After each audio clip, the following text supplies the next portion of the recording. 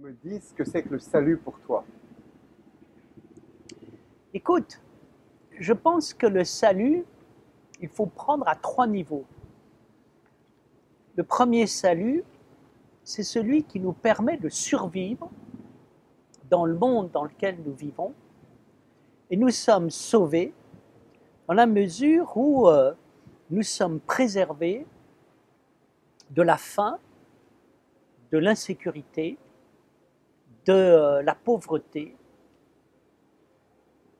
Et donc déjà, nous sommes sauvés. Le deuxième salut, c'est le salut des philosophes, qui est le salut de l'expérience de la pensée, à savoir que si nous n'introduisons pas de la pensée à l'intérieur de notre existence, nous risquons véritablement d'être perdus. Et donc, c'est la passionnante expérience éthique que tout d'un coup, on fait l'expérience de se donner une règle de vie qui pense, qui s'éveille, et on éprouve la formidable liberté que donne cette éthique. Et puis ensuite, il y a le troisième salut qui va bien au-delà du salut terrestre ou du salut éthique. C'est quelque chose dont Platon a la conscience lorsqu'à la fin de la République, il explique que, attention, la vie morale concerne le destin cosmique de l'homme et pas simplement social. C'est-à-dire, nous sommes moraux parce que, pour Platon, il s'agit de sauver la vie dans l'éternité et pas simplement la vie sociale. Pour nous, être sauvés dans notre modernité, c'est pouvoir survivre matériellement ou bien pouvoir survivre éthiquement.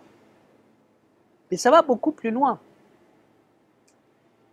La question qui se pose est une question fondamentale, c'est la question de l'éternité. Alors pour Platon, la question est la suivante, est-ce que tu veux évoluer, te transformer et donc ne pas te réincarner pour revenir dans ce monde, ou bien est-ce que tu t'en moques et tu es prêt finalement à revenir dans ce monde où tu as déjà souffert?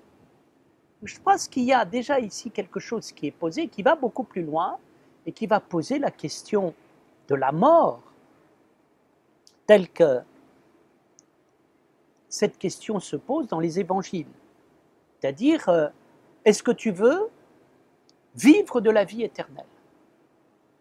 Et est-ce que tu es prêt à faire ce qu'il faut pour pouvoir rentrer dans la vie éternelle? Et là, nous apercevons que le salut passe par le Christ, c'est-à-dire celui qui a vaincu la mort, en faisant l'expérience de la mort et de la résurrection. Et là, nous rentrons dans la vision la plus profonde qui soit. L'expérience du salut, c'est de dire, attention, la vie humaine ne se limite pas simplement à ce monde, et il importe à un moment d'avoir un choix fondamental. De quelle vie veux-tu vivre? Est-ce que tu veux mourir ou est-ce que tu veux vivre? Je crois que l'expérience du salut, c'est le moment où nous rencontrons le Christ qui nous fait passer les portes de la mort pour aller vers la résurrection. Alors là, il y a une transformation radicale. Et on est sauvé lorsque on fait l'expérience. Alors qu'est-ce que c'est que l'expérience de la résurrection? C'est vraiment l'expérience du divino-humain. C'est-à-dire que l'expérience de la plénitude, l'accès à la plénitude. On va en parler. On va en parler. Merci beaucoup Bertrand.